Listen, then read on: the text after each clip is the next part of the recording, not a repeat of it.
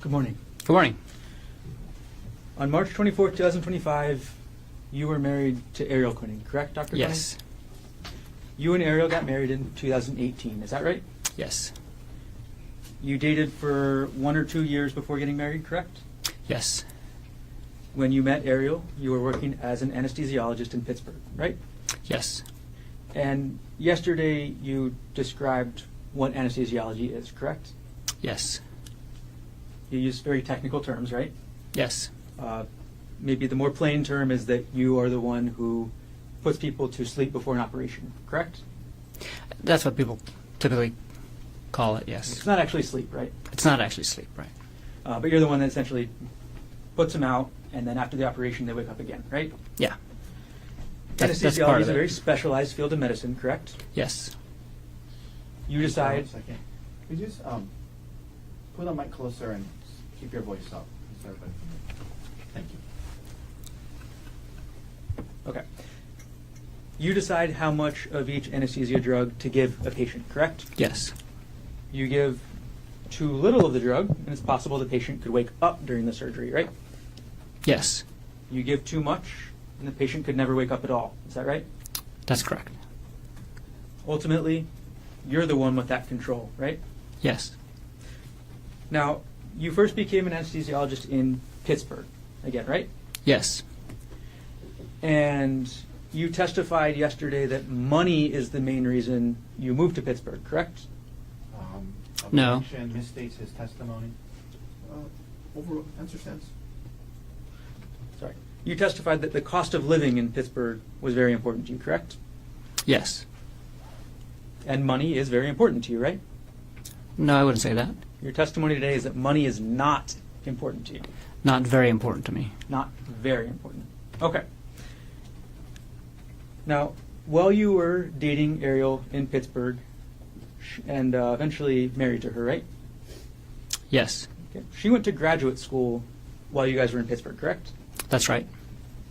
And she ended up working in the nuclear engineering field, correct? She was working in that field when I met her. And then near the end of 2022, you and Ariel decide to move to Oahu, right? To Maui. I'm sorry, Maui. And you moved and you closed on a house at 19 Pu'uehu Place on December 14th, 2022. Is that right? I don't remember the exact date, but it was around that time, yeah.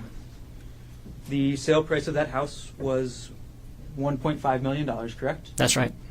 And together you and Ariel had a down payment of $300,000, correct? That's right. And when you moved to Maui, you had a job lined up, right? Yes. That was at TAMG, correct? Yes.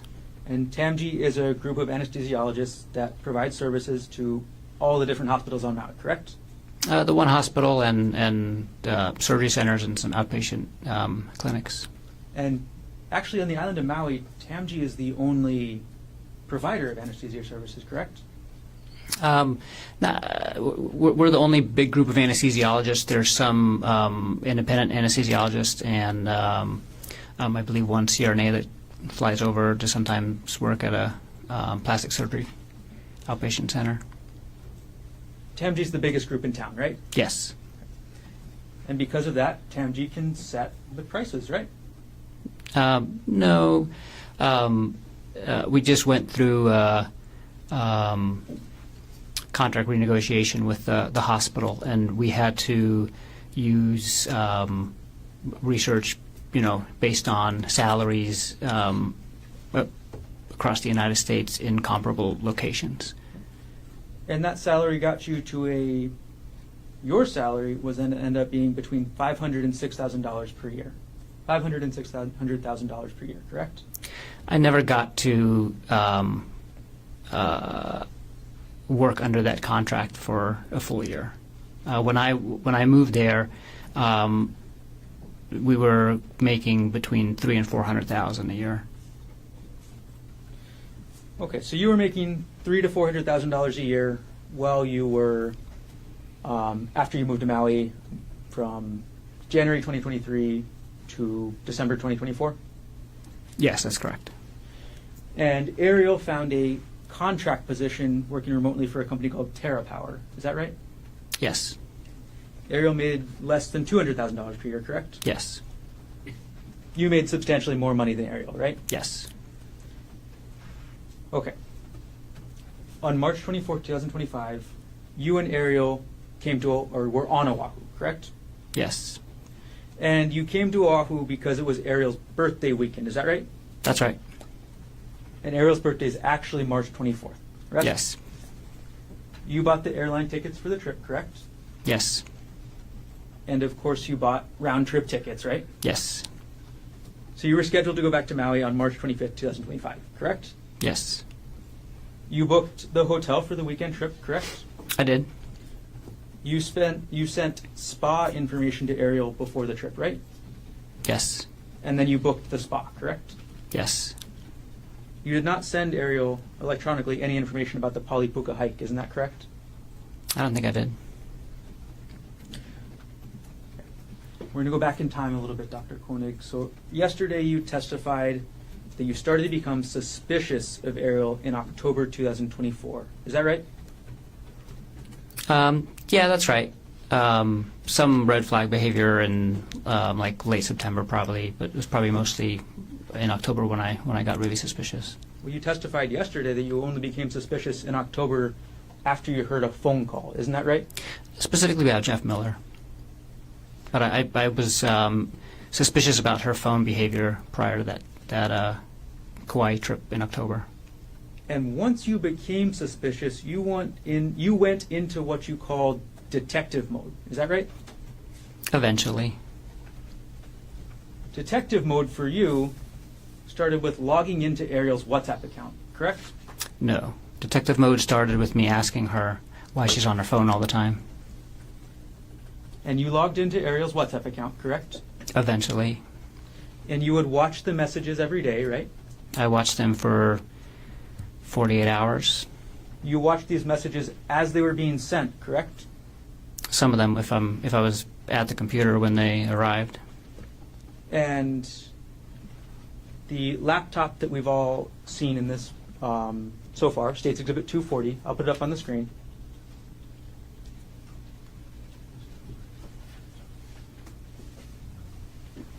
The 40 is in evidence. Yes.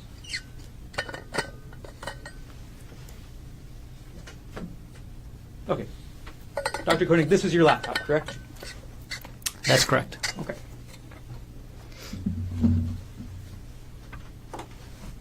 So you logged into Ariel's WhatsApp from this laptop, correct? Yes. And you saw the messages between Jeff Miller and your wife, correct? I did. You downloaded those messages, correct? Yes. Not from the laptop. I downloaded the messages from her phone, and then I saved some screenshots on the laptop. We're going to publish now States 118, which is already in evidence.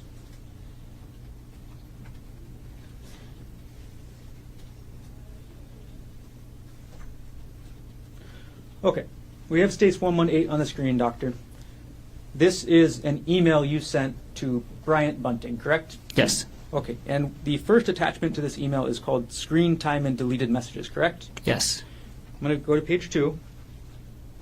This is the first page of that Word document, right? Yes. This is the Word document you created while in detective mode, right? Yes. And in this document, that picture at the top, and I'll zoom in, that's the screen of Ariel's phone, correct? Yes. You logged into Ariel's phone to take that picture, correct? Yes. You entered the passcode into her phone, right? Yes. You opened the application to show the screen time, right? Yes. And then you took this photo. Yes, I did. And then you wrote your thoughts underneath, isn't that right? Yeah, I took notes. You took notes, as you would do in detective mode, right? Yeah.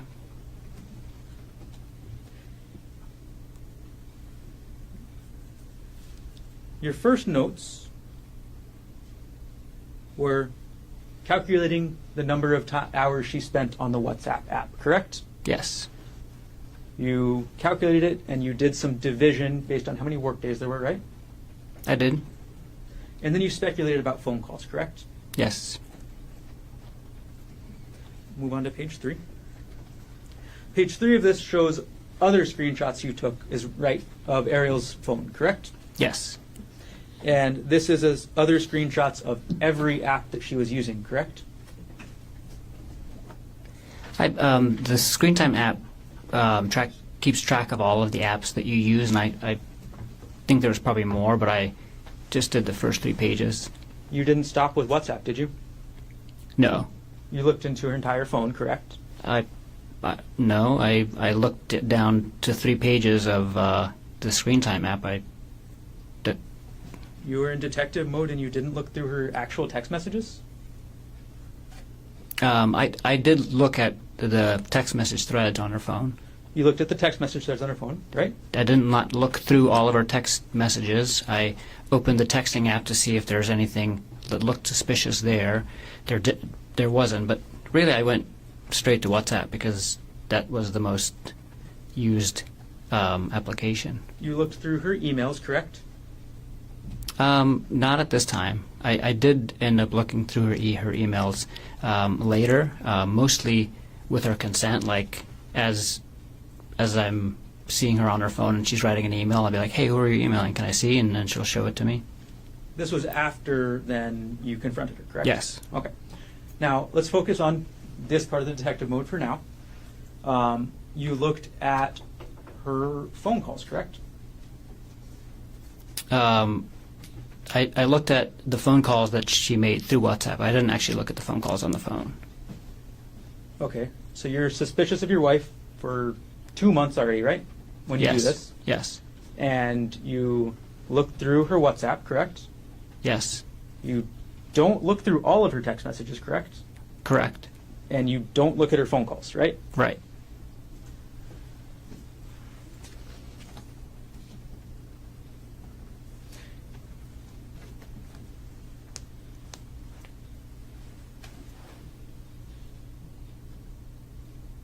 These are photographs of the screen of the phone, correct? Yes. Okay. So you didn't take a screenshot and send it to yourself, right? Not of this. No. Not for these photos. Mm-mm. Ariel didn't know you were taking these photos, isn't that right? No.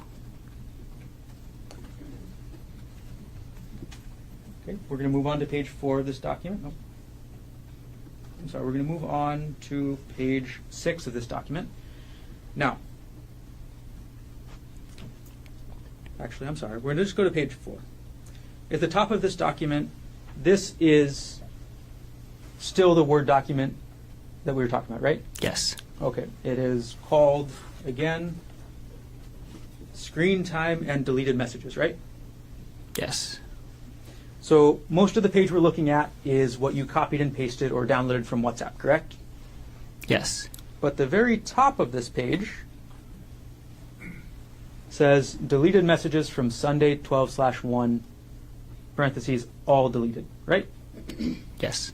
You wrote that part. I wrote correct? that part. Yep. Okay. So you were able to see and record all the deleted messages from Sunday, December 1st, 2024, correct? Yes. And you read these messages, right? Yes, I did. You read them, and starts out, we'll go for the first couple section. Mr. Miller says, "Good morning," right?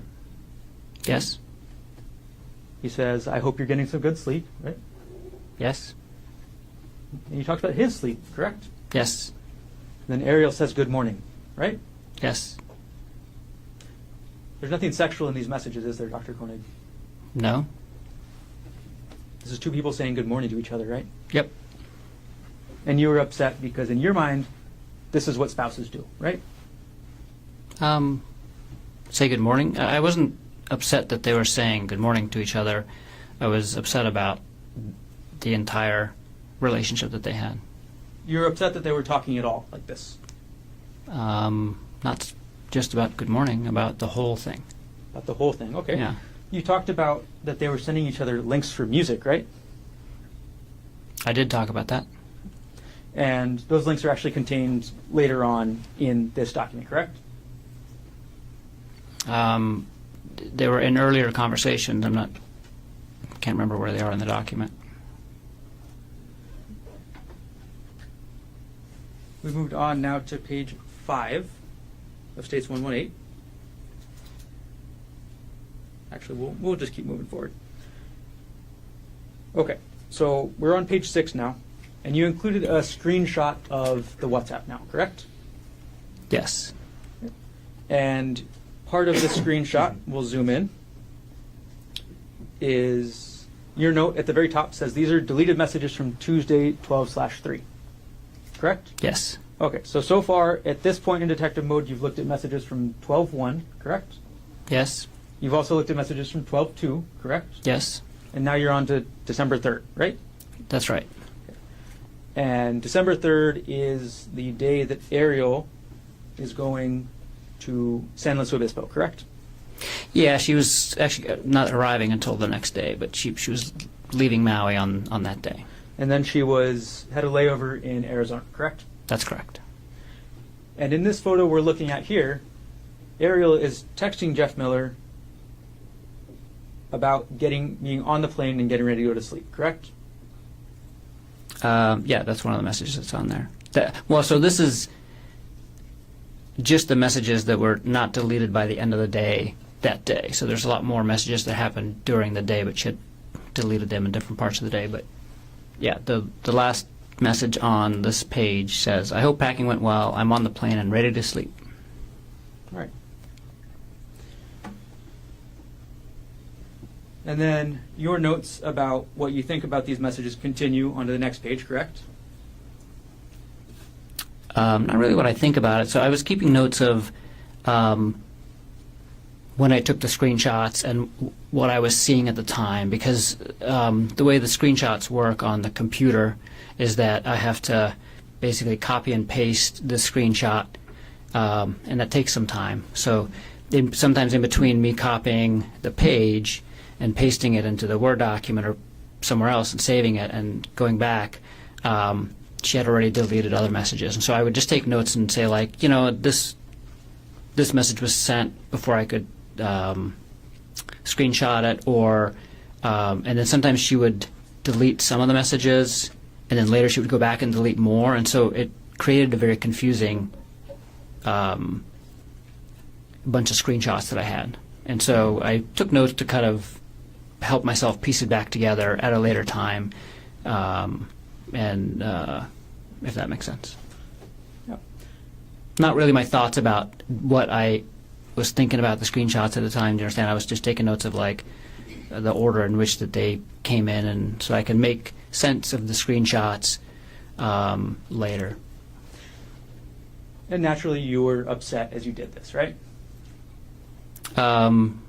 I had a lot of different feelings at the time, suspicious and sad, and not happy. Suspicious, sad, not happy, upset? Yeah, that's probably fair to say. Okay. All right, we're going to take this exhibit down.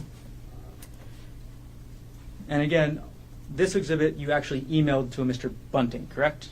Yes. And Mr. Bunting was at the time your best friend, right? Yes. And One of my best friends, yeah. Mr. Bunting was married to a woman named Gianna, correct? Gianna. It's spelled with a D, but she's Brazilian. Okay. So he was married to a woman pronounced Gianna, correct? That's correct. And Gianna was Ariel's best friend, right? One of her best friends, yeah. So you send this email to Bryant Bunting on December 4th, 2024 at 3:33 p.m., correct? Yes. And that's before you leave for this trip, correct? Yes. And this is a trip that's going to include you, Ariel, Bryant, and Gianna, correct? Yes.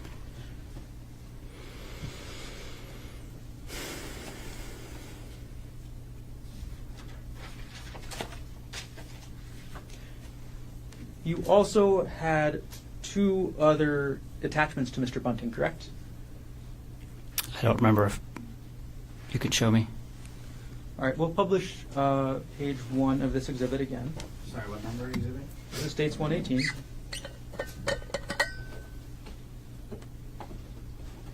Okay, and we'll zoom in on the middle of the page to attachment names. There were 3 attachments to this email, correct?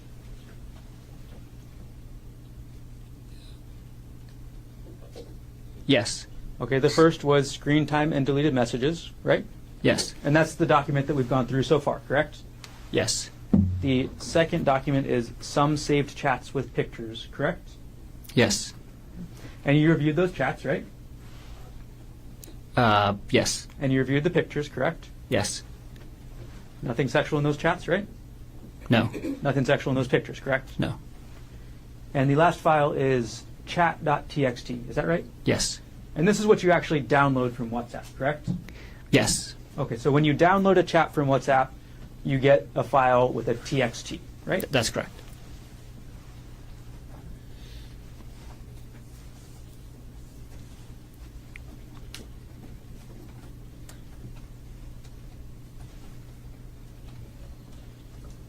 Now, you said already that you were upset when you were reading these messages, correct?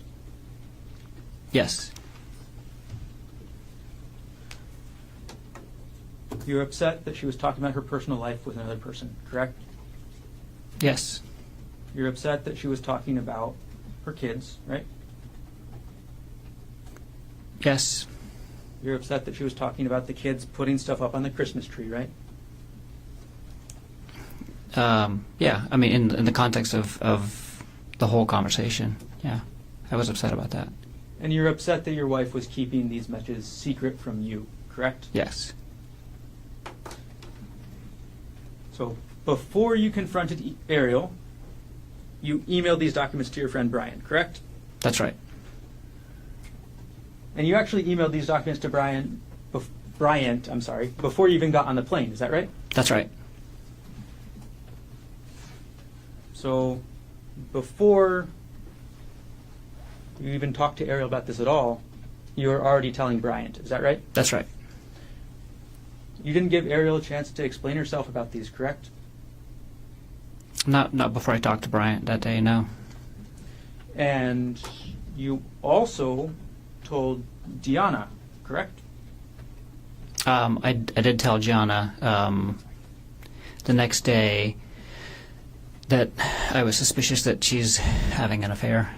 So you told Ariel's best friend about your suspicions before you told Ariel, correct? A few minutes before, yes. You did that because you wanted Gianna and Bryant on your side, correct? That's not correct.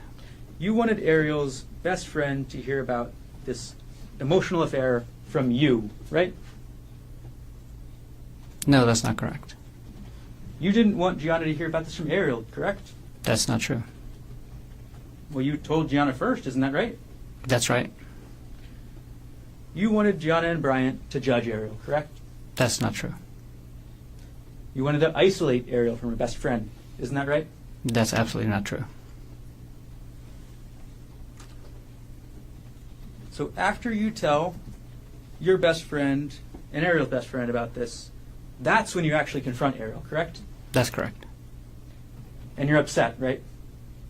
That's not the primary feeling at the time. I was feeling a lot of other feelings, but I was also upset.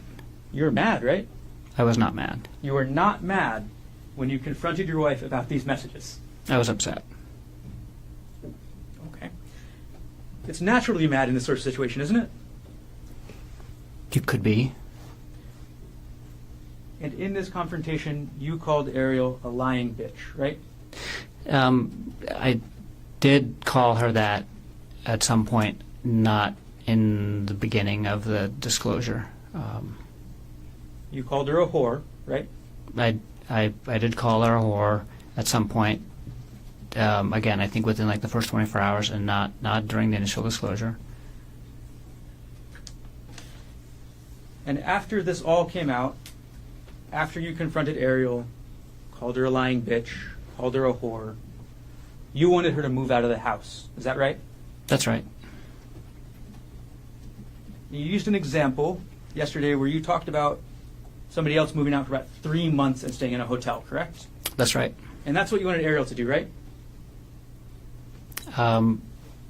No. You just said you wanted Ariel to move out of the house. Isn't that right? Yeah, but you just asked if I wanted her to specifically move into a hotel for 3 months. I had no I did not want her to move out of the house for 3 months and go live in a hotel. You just wanted her out.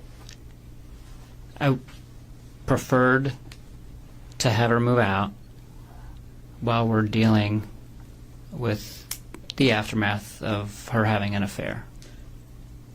And Ariel didn't want to move out of the house. Is that right? We both didn't want her to move out of the house. We both decided that together after talking about it. You just said just a minute ago that you wanted her to move out, right? That was my preference in the beginning, and then we decided that we're not going to do that. There's Okay. plenty of examples of people holding contradictory beliefs, and then you talk about it and think about it and figure out which way you're going to go. Dr. Koenig, Ariel's children were 4 years old and 18 months old at the time that you wanted her to move out. Isn't that right? That's correct. No mother would want to move out of the house with their kids that age, would they? I wouldn't think so. But that's what you wanted, right? I wanted her to move out of the house for us to deal with the affair, and I didn't want her to move out of the house and harm her children. I wanted both. Now, another thing that you wanted is you wanted Ariel to quit her job, right? That's right. And this is the remote worker job that she was able to find on Maui, correct? Yes, There are no nuclear power plants on Maui, right? that's correct. So if Ariel wanted to stay in her career and advance her career, she had to work remotely, right? That's correct. If you were to stay on Maui, right? Yes. And once Ariel quit her job, as was your plan, she would have been 100% dependent on you and your salary, correct?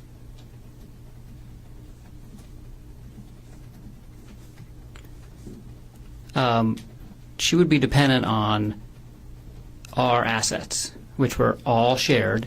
We had a shared savings account. We had a home that was shared. We had vehicles that were shared. We had food in the house that's shared. I mean, we had a lot of things in the house, and they were all shared. We would lose her income as a family for a short period of time.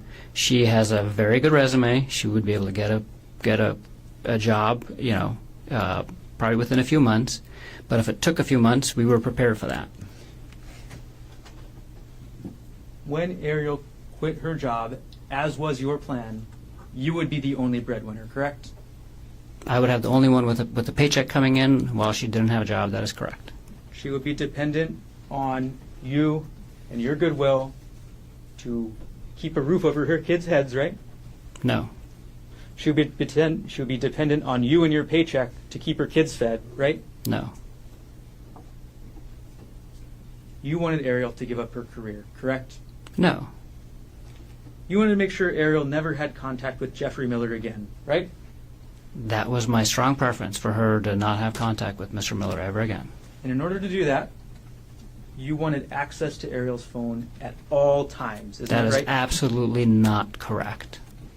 You actually had Ariel's phone in December 2024, isn't that right? I wouldn't say that. Like, her phone, at many points in time, I had her phone in my hand. I would not characterize it the way you just did. And you monitored her communications in December 2024 after you confronted her, isn't that right? I, on several occasions, asked to see who she was communicating with, and she would show me. And the only time that I monitored her communications was for 48 hours when I was watching the WhatsApp messages, and most of those I was watching on my computer, not on her phone. So today you're saying you were only monitoring her communications a little bit, right? I don't know what you mean by a little bit. I just described to you how I was monitoring her communications. Yesterday you testified about what you thought Ariel needed to do, isn't that right? That's correct.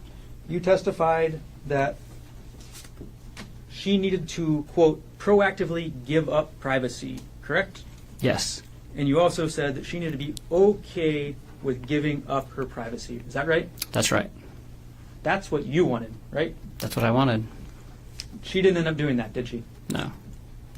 And that upset you, right? Although she did do it She did do it initially. She did it in San Luis Obispo, and she did it for a very short period of time in Maui, and then sporadically again in December. And honestly, she changed her behavior. So in January, February, March, she was not, like, I didn't feel like she was hiding her phone from me anymore. I didn't feel, and I knew her passcode hadn't changed. So she was doing a lot of those things. You knew her passcode hadn't changed, right? You just said that. That's right. The only way to know that is by testing it, right? No, you could also see them put in their passcode. And when somebody's sitting next to you and they're not hiding their phone, you can easily see who they're writing, what they're saying. You can easily see their passcode.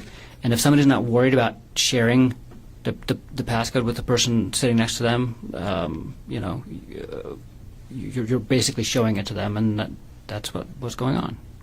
So you watched what Ariel was doing on her phone in person, right? Yes.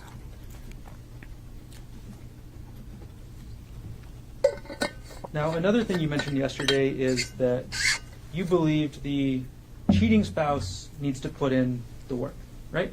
That's not what I said. You testified that the cheating spouse needs to put in the work, right? You said that. I wouldn't characterize it like that. I would not say the work. The way you're making it sound is like there's only one work to be done. The work that needs to be done to heal a relationship after any kind of issue like this involves both parties. And I was talking specifically about the part that the cheating spouse has to commit to doing. I was not saying that was the only work that needed to be done, like you're implying. Dr. Koenig, if we could not go into anything implied, I'm just asking you a question, okay? I'm asking you what you said. Your Honor, he's trying to answer the questions, should be allowed to answer. It's non-responsive. But that was not, he's asking questions, he's answering. Is there an objection? My objection is to him reprimanding the witness when all he's doing is answering the question. That's my objection. Overruled. Now, you testified, after you confronted Ariel about this affair, you wanted her to meet your physical needs, correct? I wouldn't characterize it like that. You wouldn't characterize it as Ariel being unwilling to meet your physical needs? Would you? I would characterize that I was in a relationship with Ariel for 8 years, and we had a physical relationship, and I had physical needs as part of that physical relationship prior to me finding out about the affair, and I had physical needs after the affair as well. Okay. And she's a regular. We're talking about sex here, right, doctor? No, I'm talking about physical intimacy with the person that I love the most, which includes sexual and non-sexual intimacy. You believed that Ariel should meet your sexual needs after you confronted her about this affair, correct? No. You don't believe Your that? Honor, can we approach? Dr. Koenig, after you confronted Ariel, you needed her to meet your sexual needs, correct? No. That's your testimony today. Yes. Ariel stopped having sex with you on December 24th, 2024, correct? The last time that Ariel and I had sex was on December 24th, 2024. We did not have sex after that, and we both decided not to have sex after that. You were upset that she wouldn't have sex with you, right? That is not true. When Ariel didn't have sex with you, you believe she was withdrawing from the relationship, isn't that right? That's not true. Ariel didn't want to have sex with you anymore, isn't that right? That's not true. Ariel was unwilling to quit her job, right? She was willing to quit her job initially, and then later she was unwilling to quit her job. That's correct. Ariel was unwilling to give up her privacy to you forever, correct?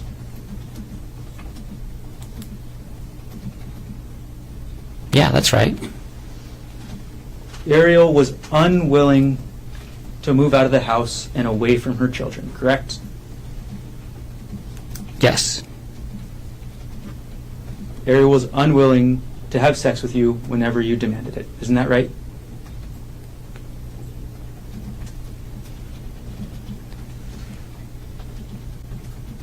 Can you ask the question again?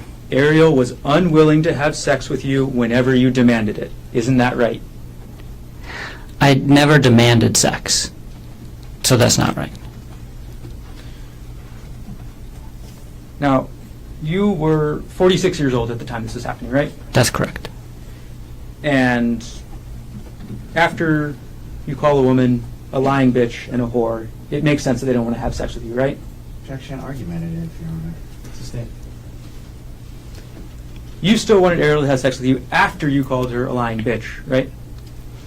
We had sex in December, and that was after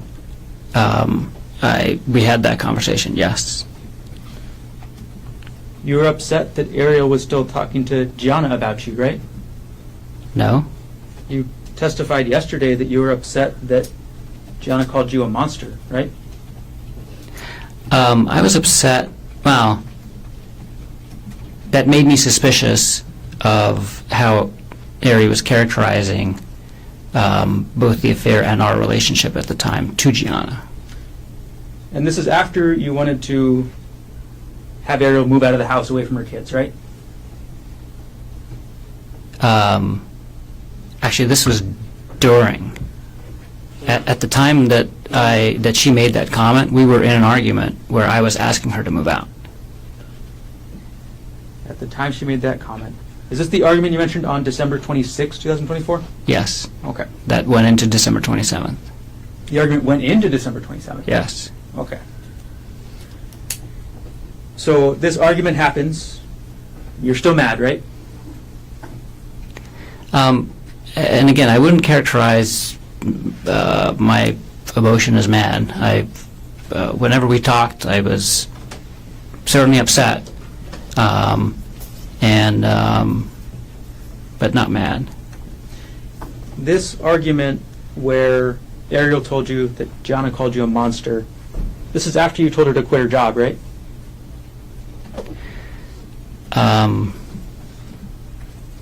I asked her to quit her job. I didn't tell her to quit her job. I asked her to quit her job as part of us healing from the affair at the beginning of December.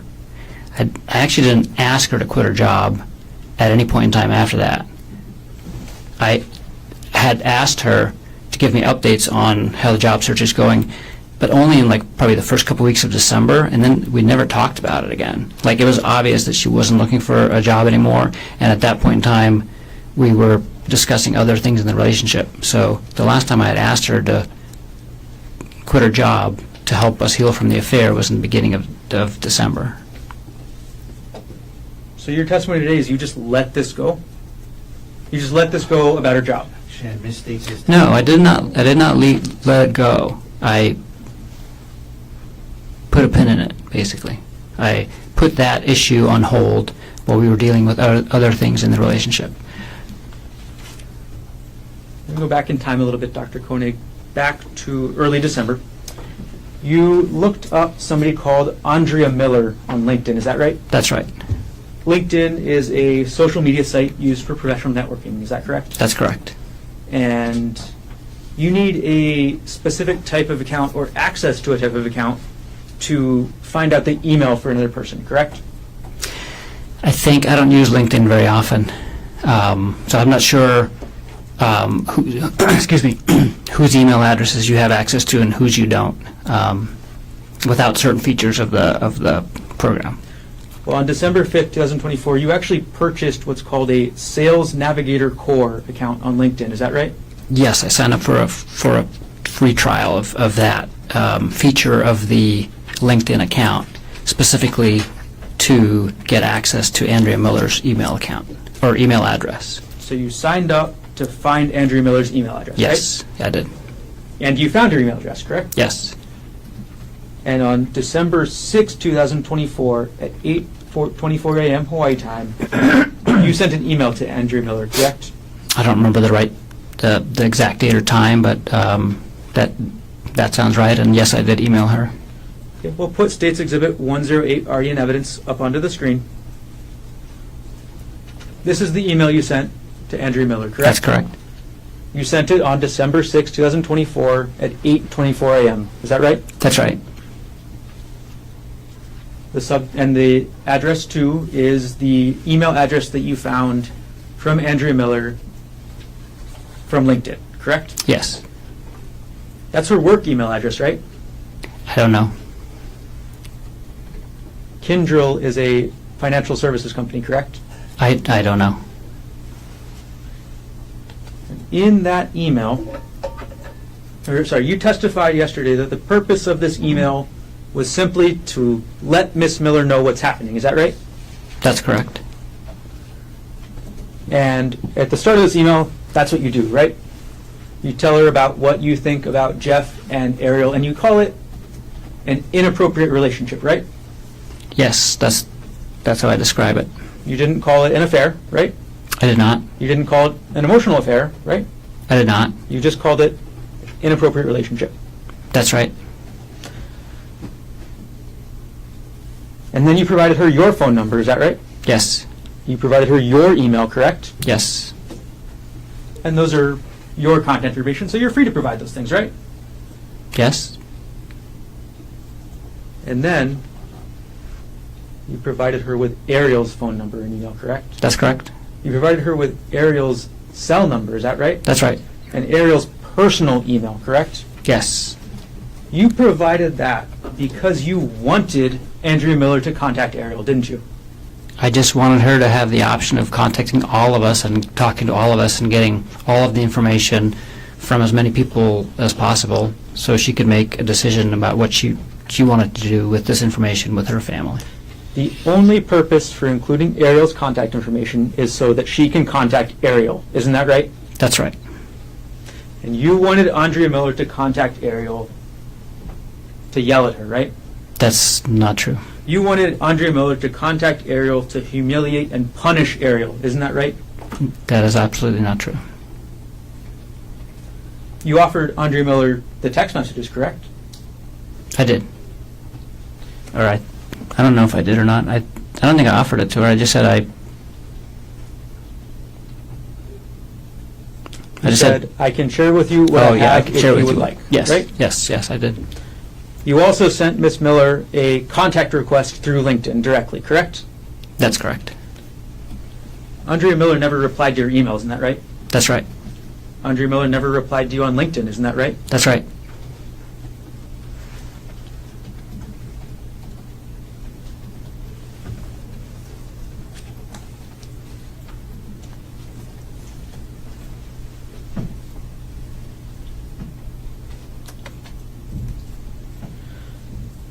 On December 12th, I'm sorry, I'm going to take the exhibit down. On December 12th, 2024, you ordered the first of a several series of audiobooks about affairs, correct? I don't remember the exact date, but that sounds right. The first book you ordered was called The State of Affairs, is that right? That's right. And as it states in the title, it's a book about having affairs, correct? Yes. Okay.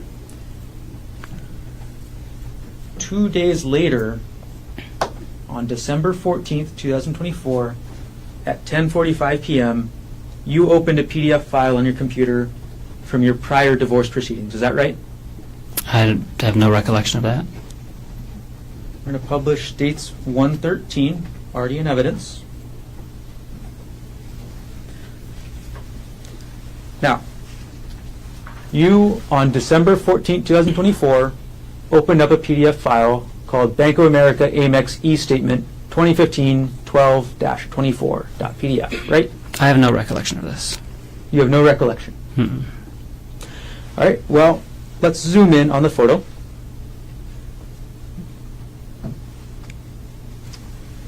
The file system last access date and time of this document was December 14th, 2024 at 10:45 p.m., correct? I can see that, yeah.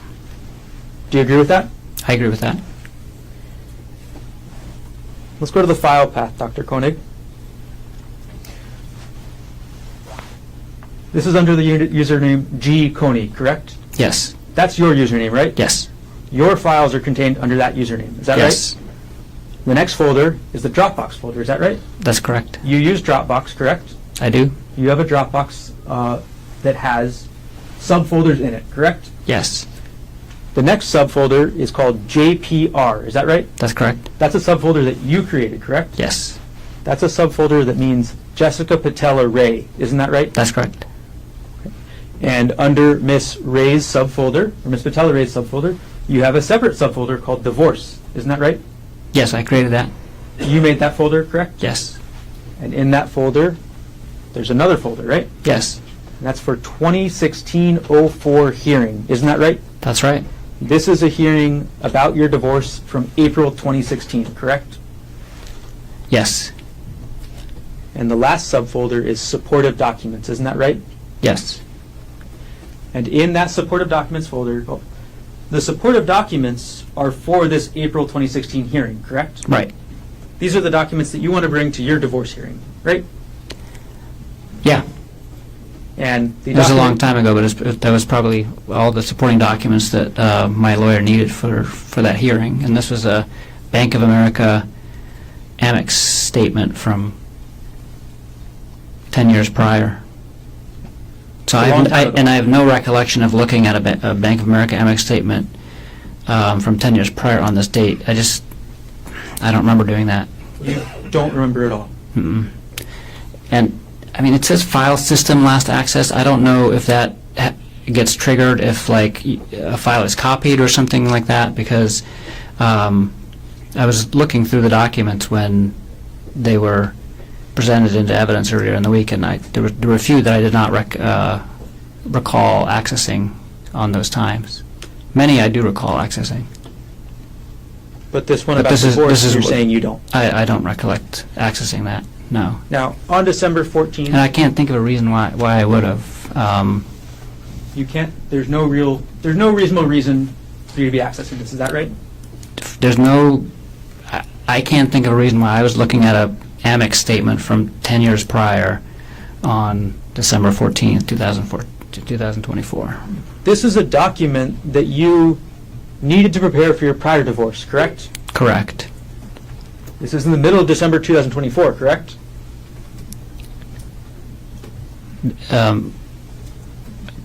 That this document was accessed? Yes. Yes.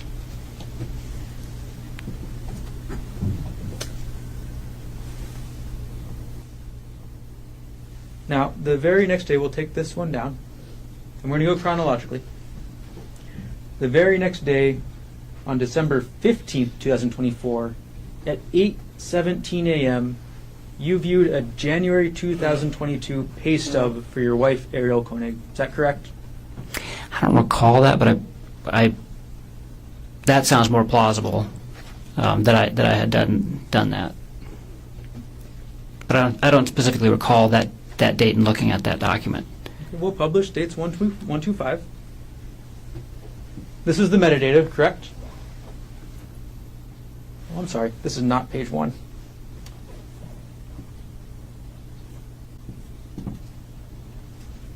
All right, publishing page 1 of states 125.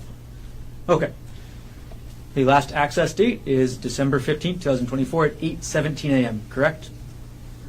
That's correct.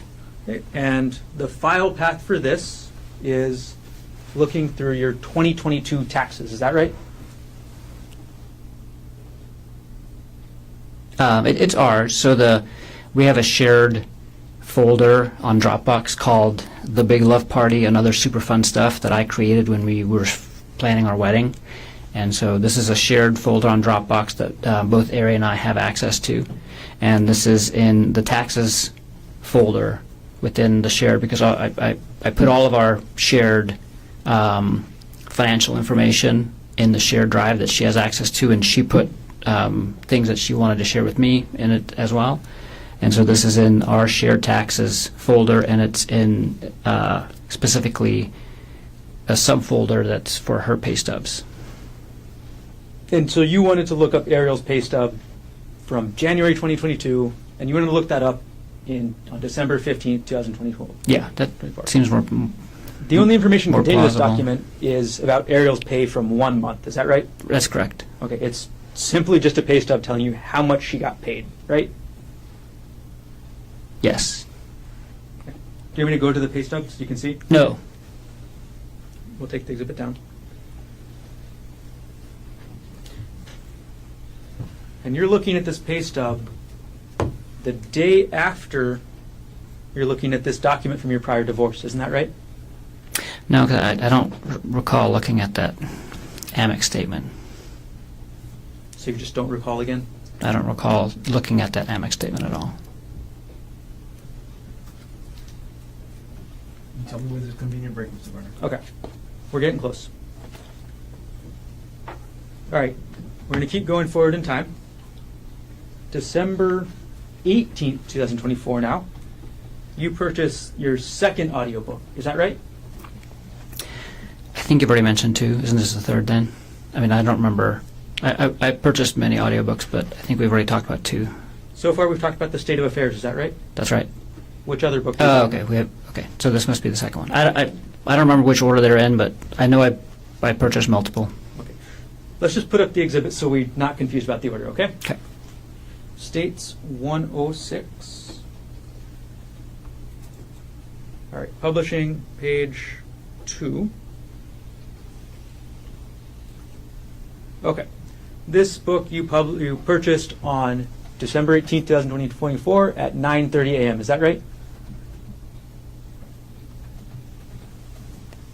That's right. Okay. And this book is called After the Affair, the 3rd edition, correct? Yes. Okay. And then on the same day, you purchased the 3rd book, correct? We'll go to page 3.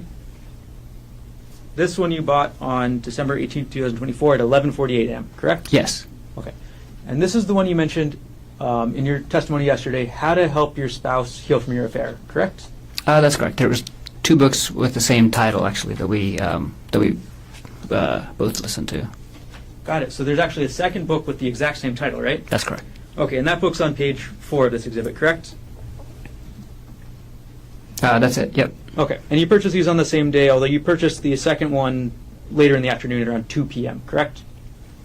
Yes, that's what it looks like. Yep. Okay. 2 books with exactly the same name, right? Yes. That could get confusing if you want to talk about them, right? Yes. Take the exhibit down.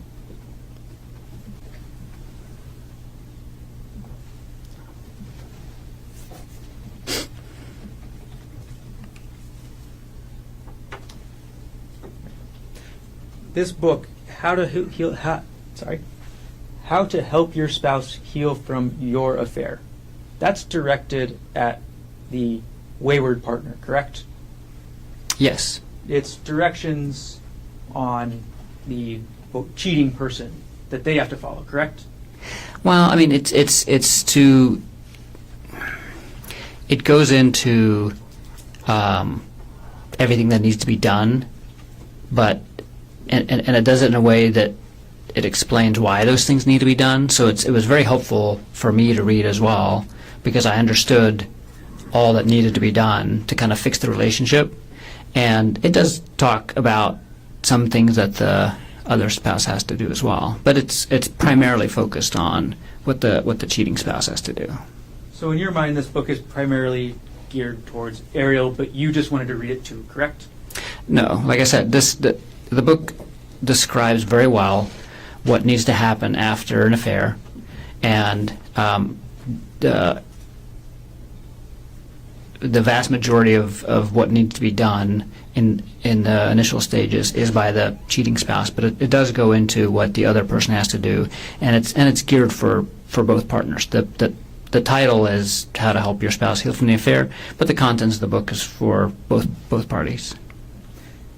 And this book is where you got these terms, or these things you told us yesterday that you believed Ariel needed to do, correct? This is one of the books that I used, yeah. This is where you, I guess you had the idea that she should quit her job before you read this book, right? That's right. Okay. But this book supported that idea for you, correct? Yes, absolutely. And this book, again, as you just talked about, is the one that got that idea that the cheating spouse needs to put in work, right? I'm sorry, can you ask that again? This book also helped you with that idea that the cheating spouse needs to put in work. Is that right? Yes. And this is, again, the book that supports your idea that the cheating spouse needs to give up their privacy, right? Proactively give up privacy as part of the healing process for a period of time, yes. All right. We move forward a couple of days, so now would be a good time for recess. Ladies and gentlemen, let's take a 10-minute recess. Come back at 11:40. We'll go until 12:30. All rise.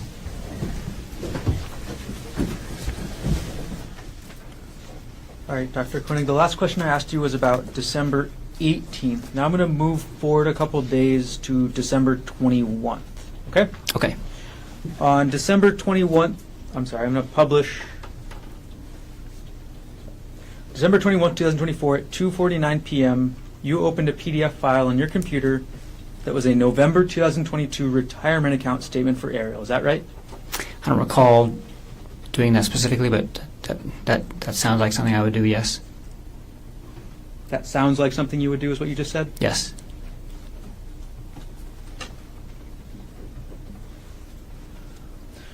And as of November 2022, Ariel had a retirement account, correct? Yes. And that retirement account, again, as of 2022, was valued at $191,439, correct? I don't remember that exact number, but that sounds about right. Was that number is this accurate? Yeah, yes. And in November 2022, you were the primary beneficiary of that account, correct? That's correct. That means that if anything happened to Ariel, you would get that money, right? Yes.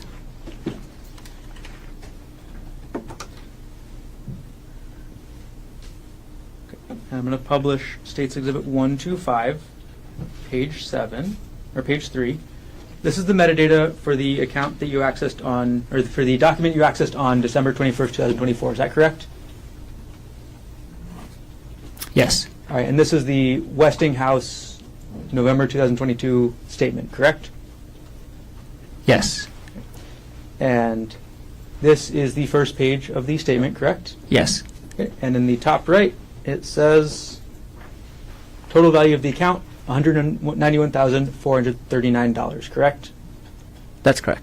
Okay, take that down.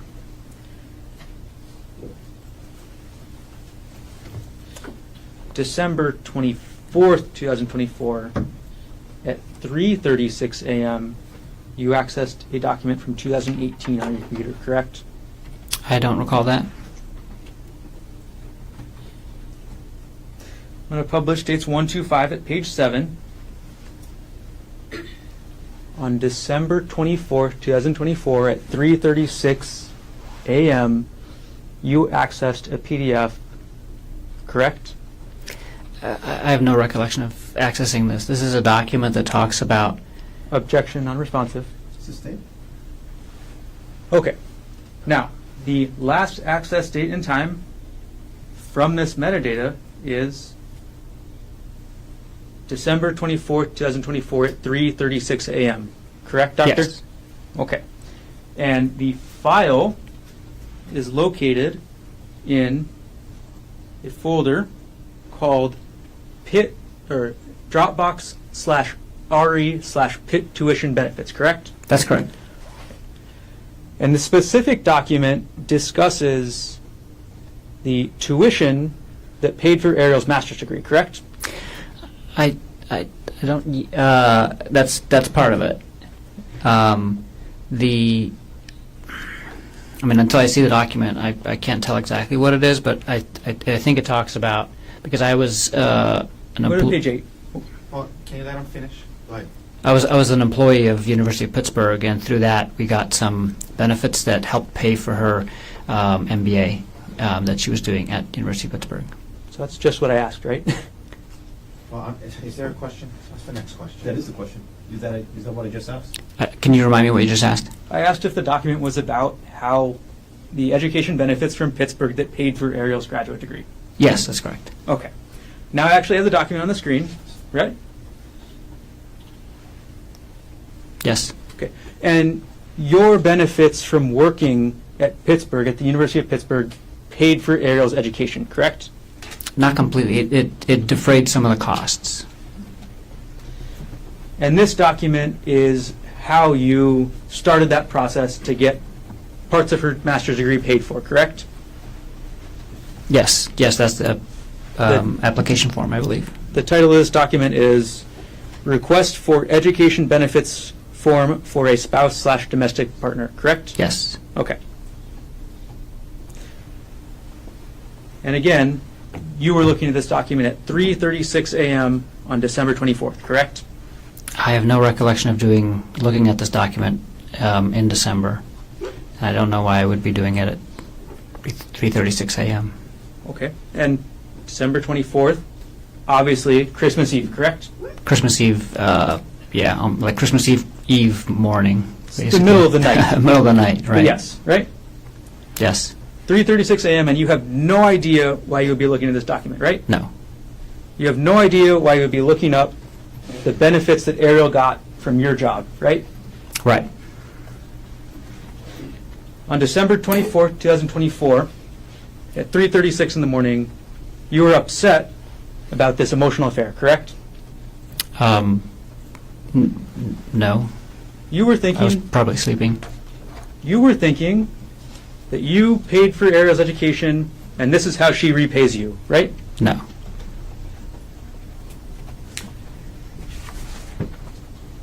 So your testimony today is that you were not thinking that, right? Yes. Your testimony today is you have no idea why you were looking at these benefits, right? Yeah, I don't remember looking at this, and I don't remember the reason, if I did. And you testified you have no idea why you would have looked at it in the first place. Is that right? Not at this time, no. All right, we're going to publish State's Exhibit 105. I'll make sure we start at page 1.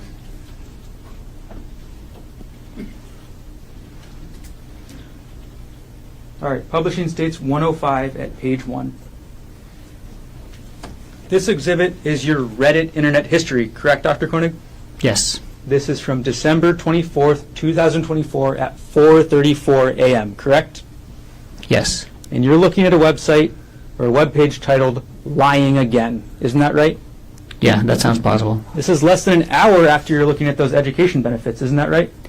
It's an hour after the timestamp, but I don't recall looking at that tuition benefit. But I do recall being on Reddit in December, and I can't remember exactly when and where. But maybe I was up at 4:30. That sounds plausible. That sounds plausible. Yes. All right. Later that day, so we're still on Christmas Eve, at 12:49 p.m., you emailed yourself 3 separate files, correct? I don't recall. 12:49 p.m., Christmas Eve, you emailed yourself 3 files, all related to Jeff Miller. Isn't that right?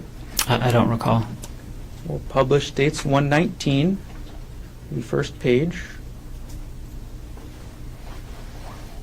On December 24th, 2024 at 12:26 p.m., you sent an email from your gkoenig at proinbox.com email to the same email address with an attachment called WhatsApp chat jeffmiller.zip, correct? Yes.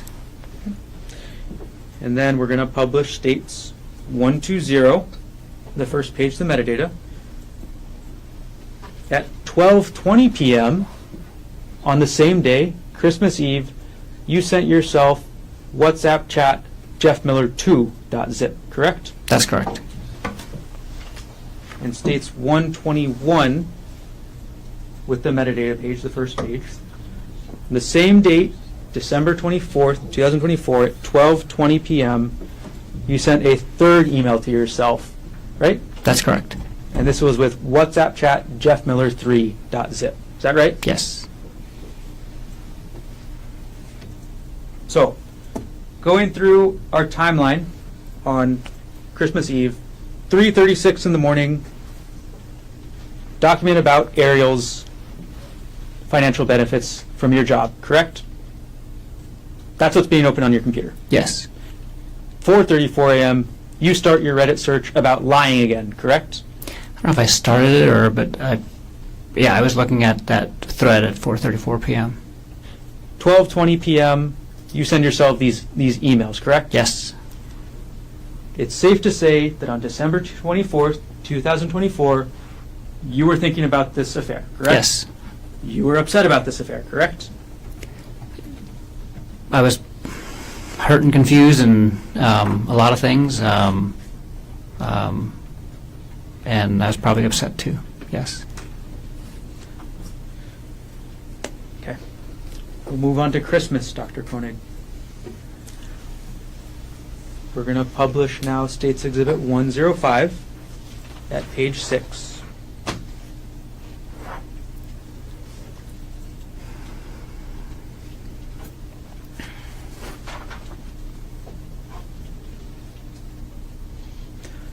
Okay, now it's on the screen. At 3:23 a.m. on December 25th, 2024, you go back to that Reddit website, correct? Yes. This is Christmas now, right? Yes. Christmas Day at 3:23 a.m. You're on Reddit, right? Yes. And you look at Reddit around that time, 3:30 a.m., for a couple different posts, right? I don't remember, but that sounds plausible, yeah. And then later in the day, the afternoon now at 2:16 p.m., you go back and look at another Reddit post on the same subreddit, correct? I don't recall the exact date and time, but that sounds plausible, yes. On December 25th, 2024, at 2:19 p.m., you went to a Reddit page with a post titled, "Can't Have Physical Relationship with WP Anymore." Isn't that correct? I don't recall, but it sounds plausible.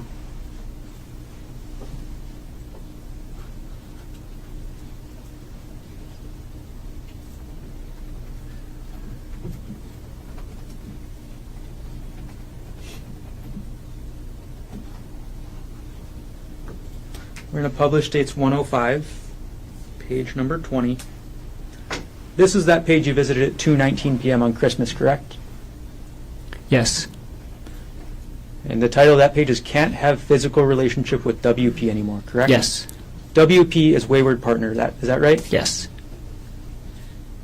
And in your relationship, in your mind, the wayward partner is Ariel. Is That's that right? correct. So you're thinking about the physical relationship at this time, correct? That's one of the things, yeah, that I was thinking about and reading about. Just a few minutes later, you search a term on Reddit called Darvo, correct? I don't recall when I did that, but I do recall searching for that term, yes.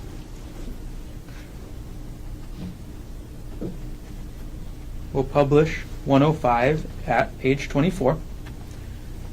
This is that search, isn't that right, Doctor? Yes. Okay. And this is not a specific post about the word Darvo. This is actually a search for information about the word Darvo, correct? That's correct. And you know what that acronym means, right? Yes. The D stands for deny, right? Yes. The A stands for attack, correct? Yes. And the RVO are all connected together, and they mean reverse, victim, and offender. Is that right? That's right. So in order to use that strategy first, the accused will deny the accusation, correct?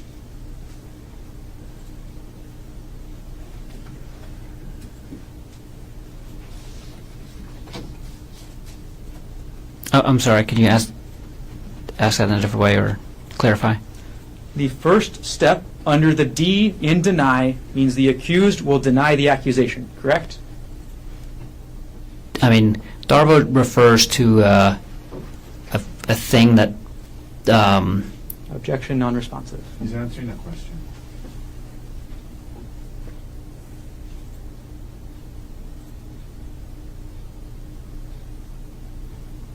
Objection sustained. Can you ask the question one more time? The D in Darvo, Stands for deny. and the first step is, or that means that the person accused will deny the accusation, correct? That's correct. The A stands for attack, right? Right? And that step is the person accused will attack the accuser's credibility. Is that right? It stands for attacking the accuser in many different ways, not just their credibility, but that's one of the ways in which they could be attacked. Yes. So you can attack credibility, right? Yes. You can attack them in other ways, correct? That's right. You can attack them with irrelevant information, right? Lots of different things. Lots of different ways you can do the attack, right? That's correct. And the last section of DARVO, the RVO, again stands for reverse victim and offender, right? Yes. And that's when the perpetrator portrays themselves as the victim, correct? That's right. DARVO is a tactic used by individuals or institutions to deflect blame and responsibility for harmful actions, correct? Yes. Okay. We're going to move on to the next day, Doctor. December 26, 2024, at 6:47 a.m., you reviewed your 2018 tax notes. Is that correct? I don't recall that specifically, but that sounds plausible. Okay. We're going to publish the metadata page, so the first page of States Exhibit 114. Okay. You can look at the screen, Doctor. Yes. On December 26, 2024, at 6:47 a.m., you accessed a document called 2018 Taxes GK Notes, Yes. correct? This document is your notes about the taxes you paid in 2018, correct?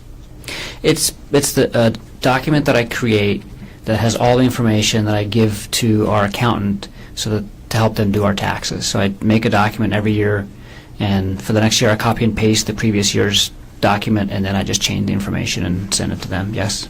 So it does have how much we paid in taxes, but it also has a bunch of other stuff in there. And you said then for the next year, each year you'll copy and paste the last year because obviously you just want to use the most recent year, correct? That's right. But the day after Christmas, you're looking at your notes from 2018, correct? Seems so, yes. And in those notes, you discuss, or you have the information, how much child support you paid in 2018, correct? That's correct. You have how much alimony you paid in 2018, correct? That's correct. You paid about $29,000 a year in child support in 2018, correct? That's right.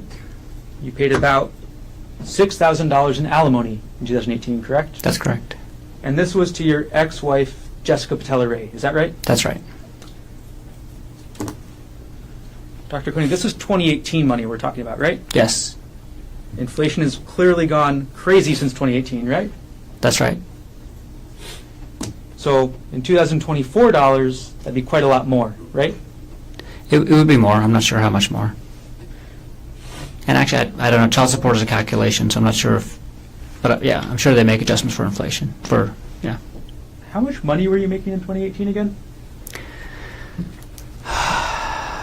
Probably $350,000. So you were making less money than you made in 2024, correct? About the same, actually. I took a significant pay cut when I moved to Maui. Dr. Koenig, isn't it true that these tax notes that you have say you actually made $446,000 in 2018? If whatever's on the tax notes is accurate, so if I said 350, then I misspoke. What was the final number? I'll publish the exhibit now, and this is page 2 of the exhibit. Okay. So you made $446,000 in 2018, correct? That's correct. Okay.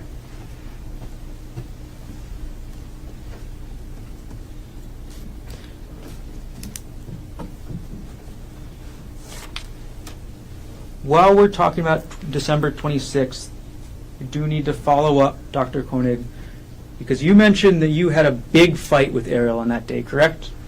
That's correct. The same day you're looking up your tax documents with your alimony and child support, you get into a fight with Ariel. Is that right?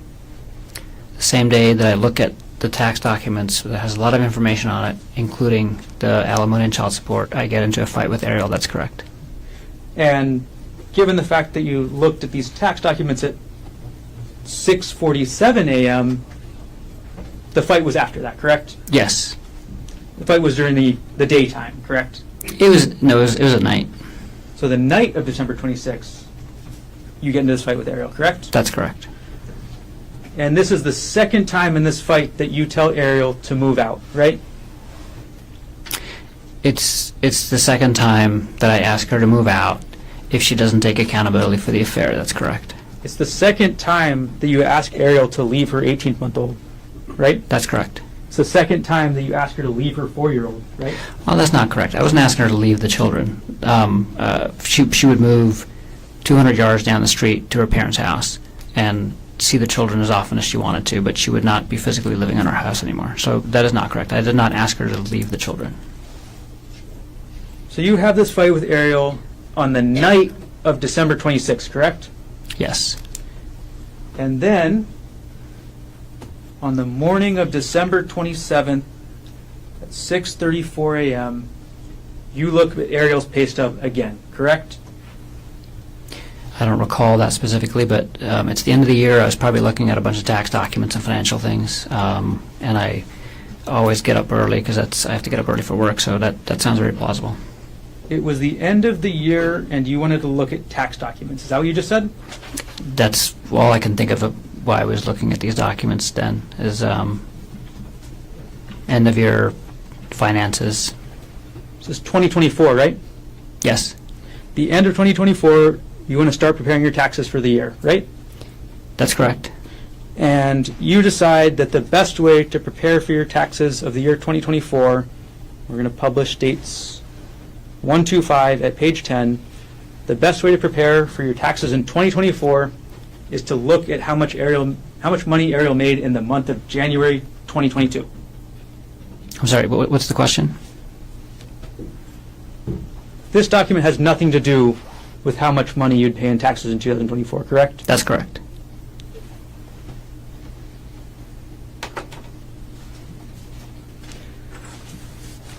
The same date, December 27th, 2024, you order a hidden voice recorder, correct? That's right. So the day after your fight with Ariel, right?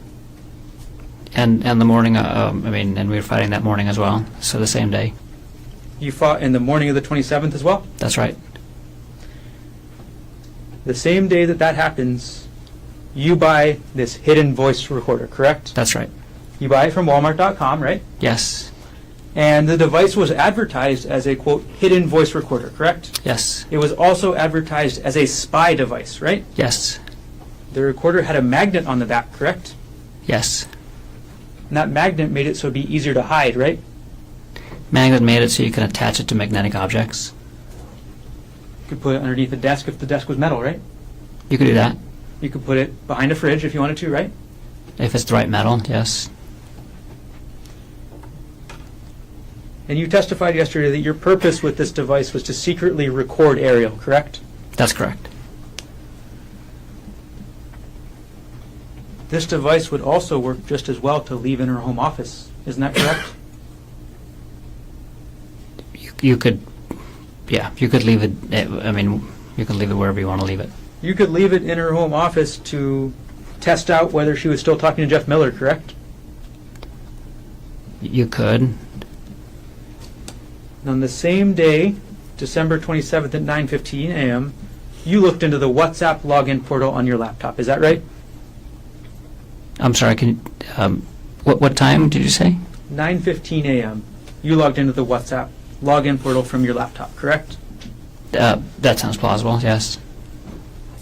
So as you're having this fight with Ariel in the morning, 9:15, around then, you log into WhatsApp, right? Yes. You want to find out who she's been talking to, what she's been saying, right? No. I was logging into my WhatsApp. You want to At find that out point if in Ariel's time, still... Sorry. Let them finish. At that point in time, I was not logged into her WhatsApp on my computer any longer, and I was using WhatsApp for my work, and I was logging into my WhatsApp. So your testimony is that immediately after having this fight, same day you're ordering this recorder to spy on Ariel, that you're logging into WhatsApp for other purposes. Yes. And on December 27, 2024, you order another audiobook. Is that correct? I don't recall. You order an audiobook called Getting the Love You Want, right? Oh, yes, I do. Yes. Okay. Let's walk us through December 27th again, Doctor. In the morning, 6:47 a.m. Sorry, let me get the time correct. In the morning at 6:34 a.m., you look at Ariel's January 2022 pay stub, correct? Asked and answered. Going through it again here. We just went through it. Yes. Yes. Is that the answer to my question? I'm sorry. Can you ask the question again? Okay, we're going to review December 27th, 2024, okay? So, 6:34 a.m., you look at Ariel's old tax document. Asked and answered, Your Honor. Just went through this. He didn't answer it. I mean, about 8 minutes ago, we went through this. Please answer no. Yes. Okay. You looked at her, or you also got into a fight with her that morning. We continued an argument from the previous night. Same day you order the hidden voice recorder. Yes. Same day you log into WhatsApp. Asked Yes. and answered. And same day you order this next audiobook, correct? Yes.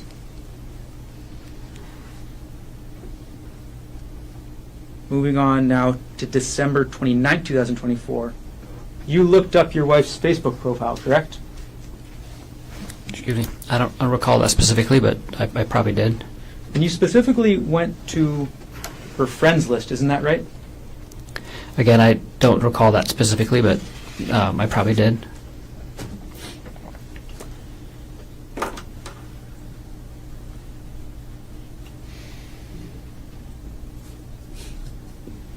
Now, on December 30th, 2024, we're moving closer to New Year's, right?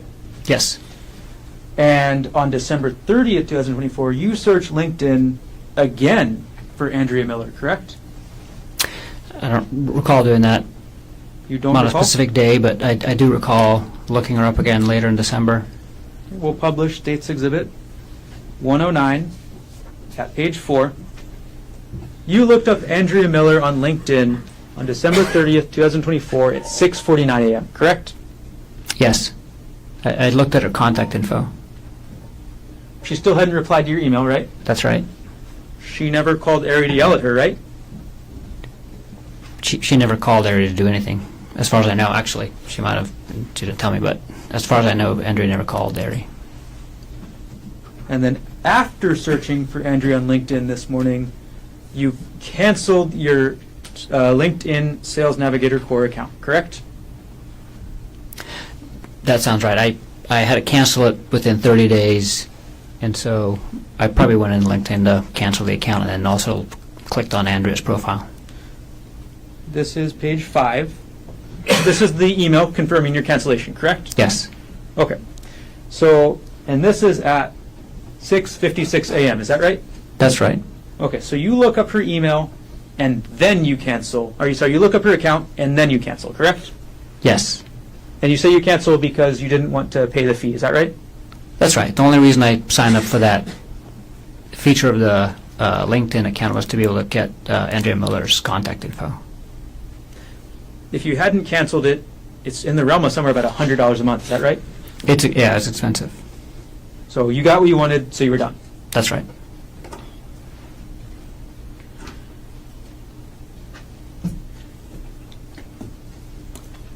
And on that same day, December 30th, you also purchased a new audiobook, is that right? I don't recall. You purchased an audiobook called Not Just Friends on December 30th, 2024, is that right? I do recall purchasing that book. I'm not sure of the exact date, but that sounds like the right time frame, yes. And then on the same day, December 30th at 7:29 p.m., you open up a spreadsheet on your computer, correct? Probably. I work with spreadsheets very, very frequently. On that date at 7:29 p.m., you opened a spreadsheet about your and Ariel's wedding. Is that right? I don't recall, but that sounds plausible, yes. And in that spreadsheet, there was information about the wedding, correct? There's a lot of information in the spreadsheet. There's a guest list, right? A guest list. There was Yes. Tasks for you and Ariel to do to prepare, correct? Yes. And there was the cost. And a lot of other stuff. There was the cost there, correct? The cost was there too, yes. Okay. Oh, sorry. Moving on now to December 31st. December 31st is Christmas Eve, right? I'm sorry, New Year's Eve. Yes. Okay, New Year's Eve, 8:38 p.m., you accessed a PDF file on your computer from that JPR divorce folder. Is that correct? I don't recall doing that at all. You don't recall? No. We'll go to States 113. We'll publish page 2.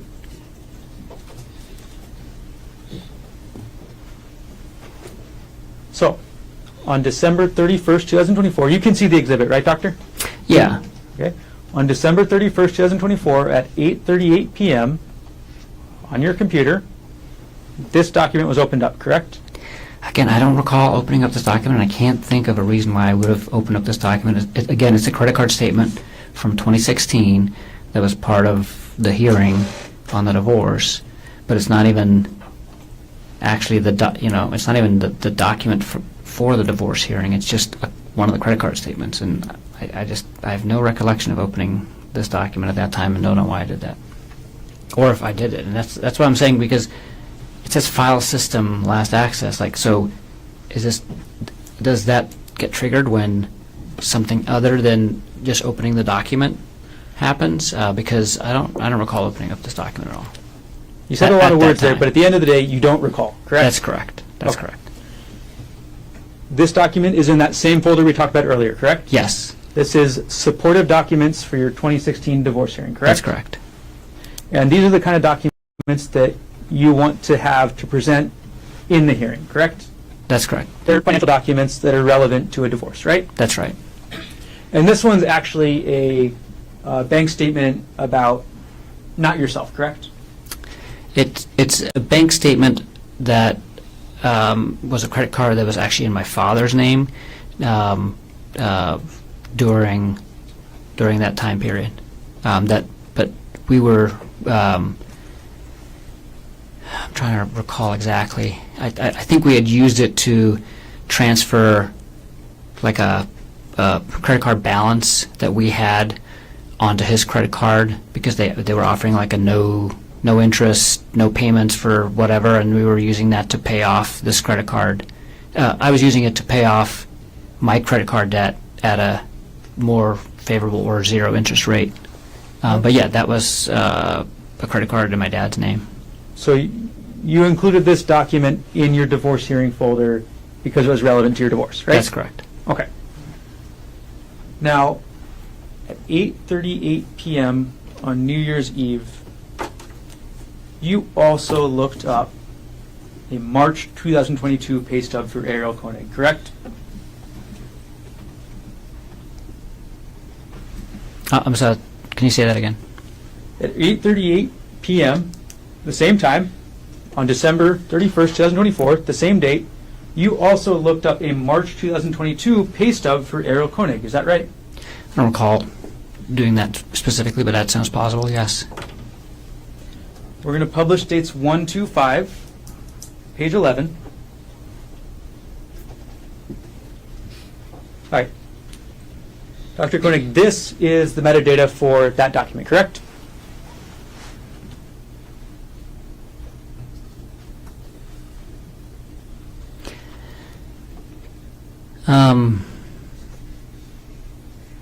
Yes, this is the data for that document, yes. Okay. And the last access date and time is December 31st, 2024 at 8:38 p.m., correct? That's correct.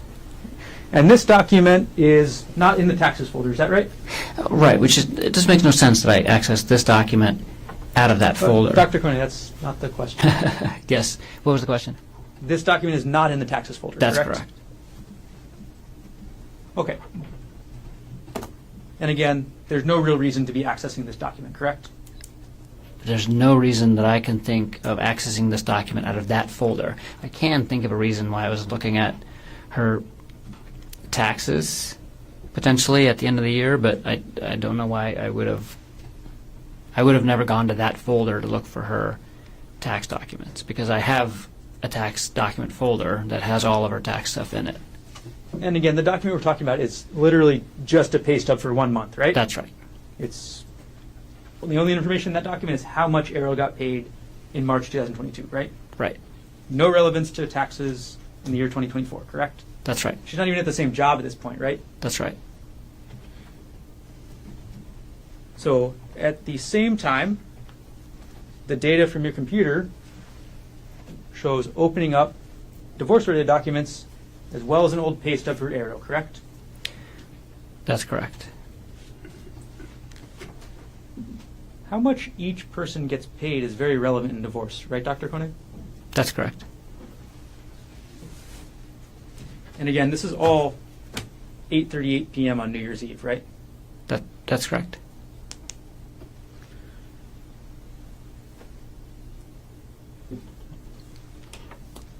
Now, January 3rd, 2025, moving forward a couple days,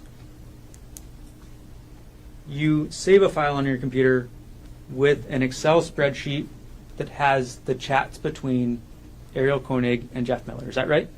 I don't remember the exact date and time, but I did have a spreadsheet like that, yes. You had a spreadsheet that was essentially the entire chats that they had, correct? Yes. And you saved that in January 2025, correct? I don't remember the exact date. I thought I did that in December. I know I created the file in December. Okay, we'll publish dates 139, and you created the file on December 24th, 2024, correct? That sounds more reasonable. Okay. You accessed the file on January 3rd, 2025, correct? It looks like it, yes. So it's safe to say that on January 3rd, you're still thinking about these messages, right? Oh, absolutely. They're still in your mind a lot, right? Definitely. You're still upset? I'm still thinking about the affair. It's hard to get off your mind, right? I'm still thinking about the affair. You're thinking about it a lot, right? I'm thinking about it often, yes. It's hard to stop thinking about it, isn't it? No, at that point in time, I could stop thinking about it, and I was functioning just fine. So you say that in January 2025, you were okay to stop thinking about it when you needed to, right? Absolutely. Okay.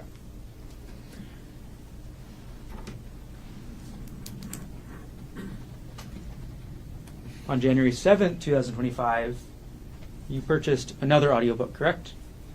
I don't recall. We'll put States Exhibit 106 up on the screen. And this is going to be page 6 of 7. On January 7th, 2025, you purchased an audiobook called Not Just Friends, correct? I thought we said that I purchased that on the 30th. January 7th, 2025. You purchased this audiobook, correct? Yes. And on January 7th, 2025, again, the title was Not, and it's in little half quotes, Just Friends, right? Isn't that the same book that we said I purchased on the 30th?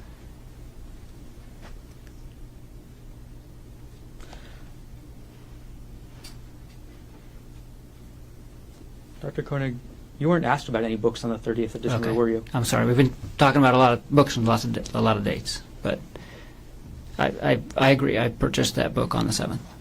Okay. So you agree you purchased this book on January 7th, 2025, correct? Yes. And obviously, when you purchased this book, you were still thinking about the affair, right? Yes. It was still on your mind, right? Yes. And you actually purchased this book, I'll zoom in on the email time, at 4:32 a.m., correct? Yes. So at 4:32 a.m., January 7th, you're still thinking about this, right? Yes.